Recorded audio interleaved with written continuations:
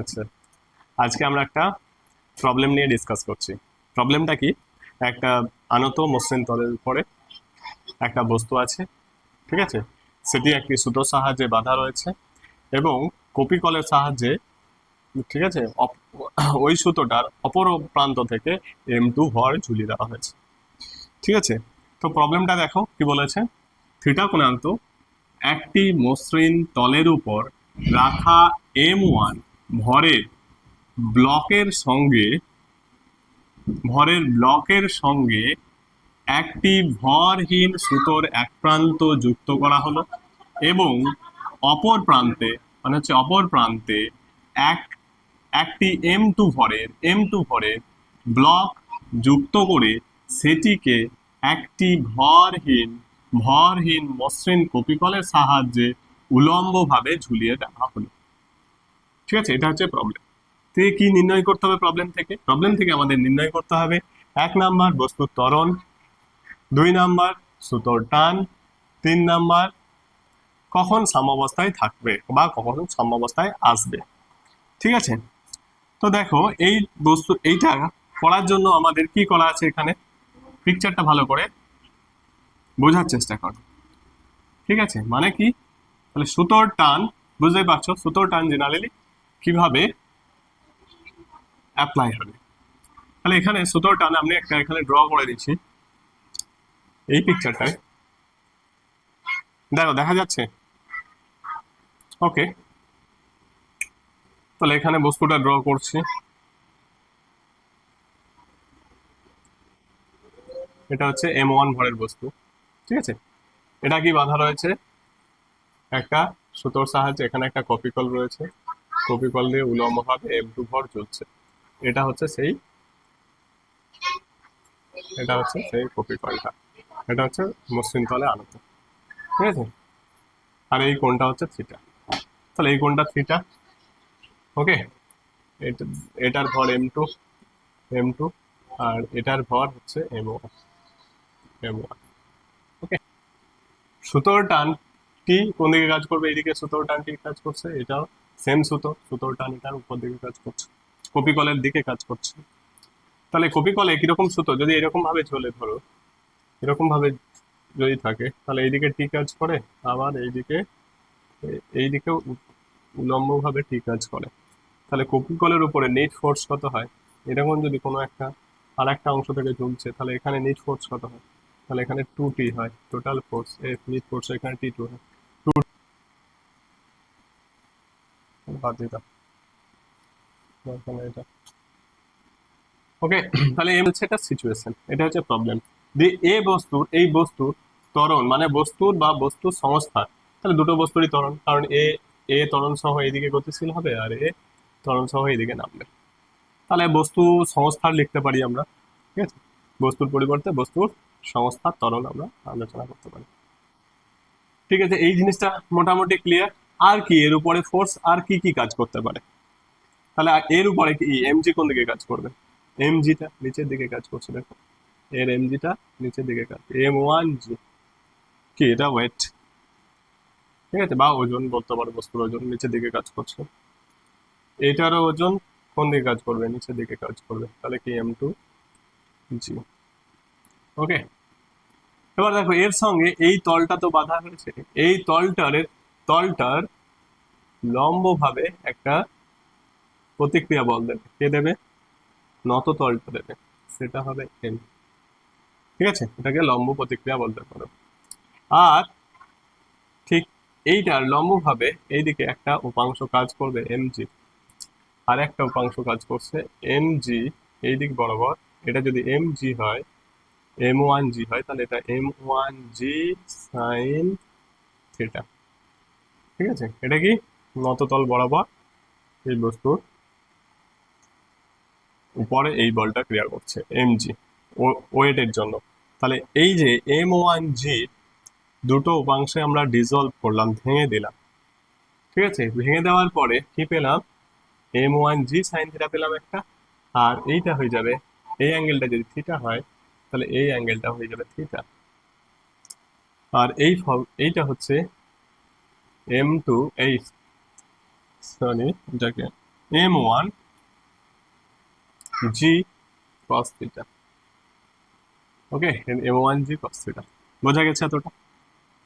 ঠিক আছে, এবার দেখো এই বস্তুটা কি আছে, এই নততলেই তো ফিক্স থাকবে, নততল ছেড়ে উপরে উঠে চলে যাবে না, বা নততল দিকে চলে আসবে না, মানে এই দিকেও চেপে আসবে না বা এই দিক থেকে উঠেও চলে যাচ্ছে না, মানে এই দিকে কোনো, এই দিক বরাবর এর কোনো আহ ত্বরণ নেই। বোঝা গেল? এদিকে কোনো ত্বরণ নেই। ওকে, বোঝা গেল? তখন ত্বরণ নেই, তার মানে এই ফোর্সটা আর এই ফোর্সটা কি ব্যালেন্স হয়ে আছে। তাহলে এই ফোর্স দুটো ব্যালেন্স হয়ে থাকলে আমরা এখানে দেখো লিখেছি কি, যে n equal to m1g m1g cos theta, কি এই ফোর্সটার উপর, ঠিক আছে, এই বস্তুটার উপরে n আর mg পরস্পর কি সমান এবং বিপরীতমুখী কাজ করছে বস্তুটার উপরে, যার জন্য এটা নিট ফোর্স 0 হয়েছে, মানে এইদিকে আর এইদিকে বলের কোনো উপাংশ নেই। এখন এই যে বস্তুটার আছে, এই বস্তুটার যদি আমরা ফ্রি বডি ডায়াগ্রাম নিই, ফ্রি বডি ডায়াগ্রাম যদি নিই, তাহলে বস্তুটার উপরে কি কি বল কোন দিকে কাজ করছে সেটা দেখবো। তাহলে এটা হচ্ছে বস্তুটা, এই বস্তুটার উপরে দেখো লম্ব বল এন কাজ করেছে, এইদিকে কাজ করেছে m1g cos থিটা, এইদিকে কাজ করছে m1g sin থিটা, আর যেটা এখানে করা আছে m1g sin থিটা, এদিকে বল কাজ করছে, আর এইদিকে কাজ করছে টি, এইদিকে কাজ করছে টি। তাহলে টি আর mg কি পরস্পর বিপরীতমুখী, আর বস্তুর ত্বরণ কোন দিকে থাকছে, যেহেতু ত্বরণ বস্তুটা নততল বরাবর উপর দিকে উঠছে এই ত্বরণে, এরকম ত্বরণ আমরা ধরে নিই। ঠিক আছে, তাহলে এই জিনিসটা হচ্ছে, এই জিনিসটা ফ্রি বডি ডায়াগ্রাম। তাহলে নিট ফোর্স দেখো, এই দুটো ফোর্স তো ক্যান্সেল আউট হয়ে গেছে, এদের তো আমাদের প্রয়োজন নেই, এটার প্রয়োজন নেই। তাহলে শুধুমাত্র এইটা থাকছে T1 এই টি আর m1g sin থিটা। তাহলে এফবিডি সমীকরণ থেকে আমরা পেতে পারি, এখান থেকে যদি m1 বস্তুর গতির কথা, m1 বস্তুর গতির কথা বিবেচনা করি, ঠিক আছে, বস্তুর গতির কথা যদি বিবেচনা করি, তাহলে কি পাবো, বস্তুর গতির কথা বিবেচনা করলে পাবো T minus T minus M, okay, T minus M 1 G sine theta equal to M A, 1 number equation. ঠিক আছে, এটা 1 নম্বর ইকুয়েশন পাচ্ছি এখান থেকে। ওকে, ইকুয়াল টু কি, এটা হচ্ছে equal to m1a, okay, equal two m1a। ওকে, এই বস্তুটার ত্বরণ কোন দিকে, ত্বরণ বস্তুটার ত্বরণ উপর দিকে, ত্বরণ এ ত্বরণ সহ যদি গতিশীল হয়, এখানে এ ত্বরণ সহ উপর দিকে গতিশীল হচ্ছে, তাহলে এইদিকে ত্বরণ, আর এ ত্বরণ সহ এদিকে এটা m2 নিচের দিকে নামছে। তাহলে এটা 1 নম্বর ইকুয়েশন পেলাম। আবার যদি ফ্রি বডি ডায়াগ্রাম ড্র করি কার, দ্বিতীয় বস্তুর জন্য, তাহলে সেটা ঠিক এরকম হবে। ওকে, m2g নিচের দিকে কাজ করে উপর, আর টানটা সুতোর টানটা উপর দিকে কাজ করছে। এখন ত্বরণটা কি নিচের দিকে ধরা রয়েছে, তার মানে আমাকে এখানে লিখছি m2g minus A equal to, sorry,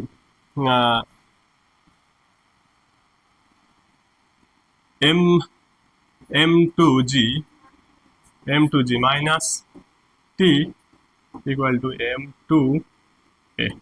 ওকে, এই ইকুয়েশনটা দেখো এখানে g m2g m2g minus t equal to m2a। ওকে, তাহলে এই 1 আর 2 কে যোগ করে যদি এই ইকুয়েশন দুটোকে যোগ করি, তাহলে লেফট সাইডের সঙ্গে যোগ হবে, রাইট সাইডের সঙ্গে যোগ হবে। তাহলে এই দুটো যোগ করে রাইট সাইডে লিখলে পাবো, লেফট সাইডে লিখলে কি পাবো, m2a plus m1a equal to কি আছে দেখো m2g এই দুটো যোগ করে দিই যদি, তাহলে টি আর টি কেটে যাচ্ছে, টি আর টি কেটে গেলে থাকছে m2g থাকছে, আর থাকছে m1g sine theta minus m1g sine theta. আচ্ছা, এটা যদি না বুঝতে পারো তাহলে আর একটা লাইন আমরা লিখে দিতে পারি, কি লিখবো দেখি, T minus m1 g sine theta, okay, plus m2g minus T equal to m2a plus m1a, এটা আর m1a প্লাস m2a, এটা পেয়েছি আমরা। ঠিক আছে, এই ইকুয়েশনটা থেকে, কারণ টি কেটে গেছে, টি কেটে গেছে, চলে গেছে। ঠিক আছে, বোঝা গেছে। এবার দেখো এ কমন নিয়ে m1 প্লাস m2, তারপরে সিম্পলিফাই ইকুয়েশন করো, ইকুয়েশনটাকে সলভ করলেই পেয়ে যাবে। তাহলে জি কমন নিলাম, তাহলে m2 minus m1 sine theta, okay, আর a equal to g m2 minus m1 sine theta by m1 plus m2, এটা পাওয়া গেল। তাহলে এটা হচ্ছে কি, এটা হচ্ছে অ্যাক্সেলারেশন।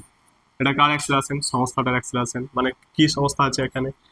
একটা মাস আছে m1 এর, একদিক সুতোর এক প্রান্তে বাঁধা রয়েছে কপি, একটা মসৃণ ভরহীন একটা মসৃণ কপি কলের সঙ্গে অপর প্রান্তে উলম্বভাবে m2 মাস ঝুলছে, তার জন্য বস্তুটা ত্বরণ, মানে এই সংস্থার ত্বরণ এই সুতো সহ।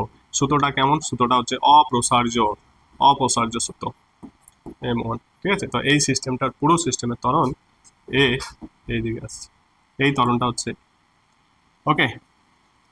তারপর দেখো টি ইকুয়াল টু দেখো সমীকরণটা ভিজুয়ালাইজ ভালোভাবে বোঝা যাচ্ছে কিনা একবার দেখে নাও। বেশি হয়ে গেল,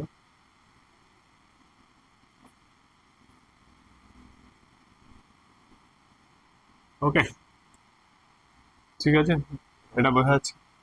তাহলে এই ইকুয়েশনটা পাওয়া গেল। তাহলে এটা একটা ইম্পর্টেন্ট ইকুয়েশন এটা। তাহলে আমরা এক নাম্বার সলভ করে ফেললাম। আর নাম্বার কি বলেছিলাম? 2, সুতোর টান। তাহলে সুতোর টান দেখো টি ইজিক্যাল টু যে কোনো একটা সমীকরণ ইউজ করে এটার ভ্যালু বসানো হলেই পাওয়া যাবে। তাহলে দেখো এই ইকুয়েশন থেকে আমরা পুনরায় লিখে পাচ্ছি টি is equal two m2g minus m2a। ঠিক আছে, m2g মাইনাস m2a। তাহলে m2g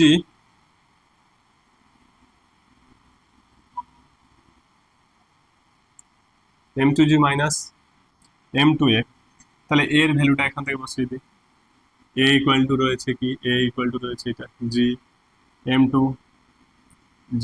m2 minus m1 sine theta by m1 plus m2, okay. তাহলে এবার দেখো বাই m1 প্লাস m2, তাহলে এটার সঙ্গে এটা মাল্টিপ্লাই করে দেওয়া হচ্ছে ডাইরেক্ট। তাহলে m2 m1 g m2 m1 g m2 m1 m2 g, okay, and my plus m2 m2 square g m2 square g, again দেখো, আবার দেখো এটা ব্র্যাকেটের মধ্যে এই টার্মটা minus m2 m2 square g then m2 m1 g sin theta m2 m1 g sin theta by m1 plus m2 by m1 plus m2, okay. তাহলে plus m2 square g minus m2 square g cancel out, okay, so g m1 plus m2 and g m1 plus m2 sin theta, g common, তাহলে m1 plus m1 into m2 by m1 plus m2 into উপরে দেখো 1 plus sin theta, sorry 1 plus sin theta। ঠিক আছে, এটা হচ্ছে সুতোর টান। এবার যদি বলতে চাও যে তাহলে কপি কলের উপর ফোর্সটা কত হবে, তাহলে এটা কি, তোমরা কি এটা ভাবতে পারছো কিভাবে হবে?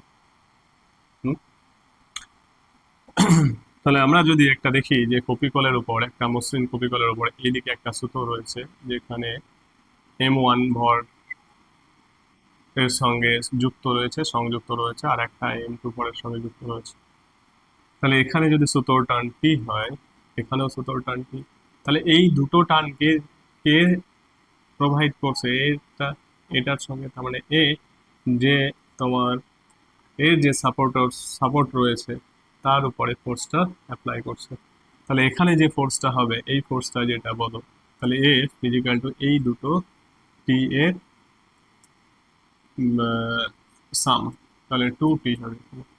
কিন্তু এখন সিচুয়েশন এই টিটা কিন্তু আমাদের পিকচারে এরকম নেই, আমাদের পিকচারে রয়েছে এরকম একটা, এই অ্যাঙ্গেলটা থিটা, তাহলে এরকম ভাবে রয়েছে, সিচুয়েশনটা ঠিক এমন রয়েছে। ঠিক আছে, তাহলে এখানে টি, এই টিটা তো কাজ করছে, ঠিক আছে, বাট এই টিটার কিছুটা একটা কি বলতে পারো, যেটার একটা পার্ট কাজ করছে, টোটালটা নয়, এর একটা উপাংশ আমরা ধরে নিতে পারি। এইটি এইটি এর উপাংশ আমরা কেমন নিতে পারি, দেখো এইটি এর উপাংশ একটা এই পার্টে নিতে পারি, আর একটা উপাংশ নেওয়া যেতে পারে এইদিকে থেকে, যদি হয় আর একটা উপাংশ এই দিক থেকে, এই পার্টটা থাকছে। তাহলে দেখো এইটি তাহলে এই অ্যাঙ্গেলটা হচ্ছে থিটা, তাহলে এটা হলো টি কস থিটা, আর এটা হলো টি সাইন থিটা, টি সাইন থিটা।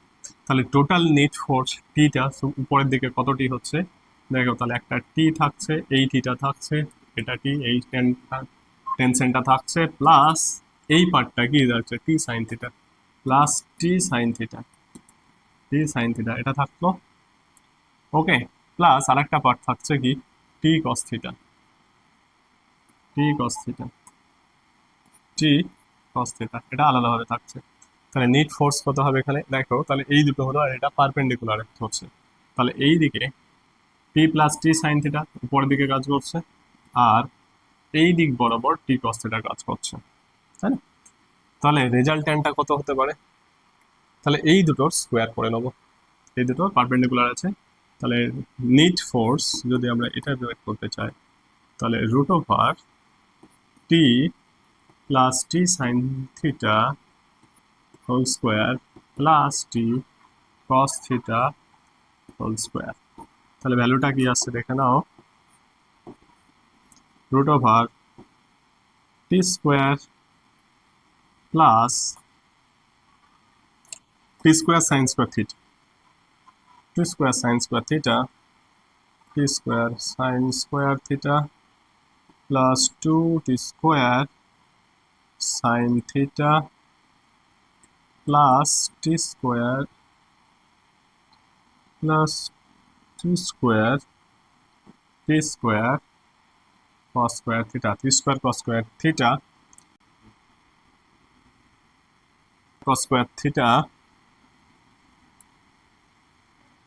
তাহলে দেখো এটা হচ্ছে t1 T plus T sine theta whole square plus T cos theta whole square, তাহলে T square sine square theta plus 2 T square 2 T sine theta, 2 T square sine theta plus T square cos square theta, তাহলে T square cos sine square theta plus T square cos square theta, T square root over 2t square plus 2t square sine theta, means এটার value হচ্ছে 2t common, তাহলে T root 2t, okay, equal to 2t square common, 2t square common 1 plus sine theta, 1 plus sine theta, okay, 1 plus sine theta 2t, তাহলে this value হচ্ছে কত, তাহলে root two T root over 1 plus sine theta, 1 plus sine theta, এটা root 2t 1 plus sine theta. Okay, এটা হচ্ছে net force কার উপরে, পপিকলটার উপরে, পপিকলটার উপরে নেট ফোর্স হচ্ছে এটা, root 2t root over 1 plus sine theta. এবার 1 প্লাস তুমি সিম্পলিফাই করে অন্য একটা ভ্যালু আনা যেতে পারে। ঠিক আছে, এটা হচ্ছে নেট ফোর্স, এটা আমার বোঝা গেল। তাহলে প্রবলেম যে কোনোভাবেই তোমরা করতে পারো, বাস আন্ডারস্ট্যান্ডিং থাকতে হবে, বুঝতে হবে কোনটা কি বলতে চাইছে। এবার সি কি ছিল, যে কখন সাম্য অবস্থায় থাকতে পারে, কখন মানে কোনো দিকেই পড়ে যাবে না, সাম্য অবস্থায় থাকবে মানে নেট ত্বরণ জিরো। ঠিক কখন হতে পারে এটা, এটা কখন হতে পারে নেট ত্বরণ জিরো, যখন দেখো আমাদের ওখানে কি ক্যালকুলেশন করা ছিল, m2 minus m1 sine theta equal two zero, তাহলে ত্বরণটা জিরো হয়ে যাবে। এই ভ্যালুটা যদি জিরো হয়ে যায়, এই ভ্যালুটা যদি জিরো হয়ে যায়, এই ভ্যালুটা, তাহলে এটা এই ভ্যালুটা যদি সমান হয়ে যায়, এইটা সমান যদি এটা হয়ে যায়, তাহলে এটা জিরো চলে আসবে, তাহলে এই জিরো, নেট ত্বরণ জিরো। তাহলে যে বেগটা ধরো সেই মুহূর্তে, কোনো একটা মুহূর্তে যদি এটা হয়ে যায় চলতে চলতে, তাহলে কি হবে, ওই বেগটাই ম্যাক্সিমাম বেগ থাকবে। তারপরে ওই বেগটা থেকে নিয়েই পড়বে। বোঝা গেল, যে বেগটা ধরো চলতে চলতে এটা এই রিলেশনটা মেনটেন করছে, তাহলে যে বেগটা লাস্টের মুহূর্তে অর্জন করেছিল সেই বেগটা নিয়েই পড়তে থাকবে নিচে। তাহলে এটা যদি জিরো হয়ে যায়, তাহলে m2 is equal two m1 sine theta, তাহলে এটা যদি এরকম ভ্যালুতে দাঁড়ায়, তাহলে কিন্তু সাম অবস্থায় থাকবে। ওকে, তো এই প্রবলেমটা ছিল এতটুকু।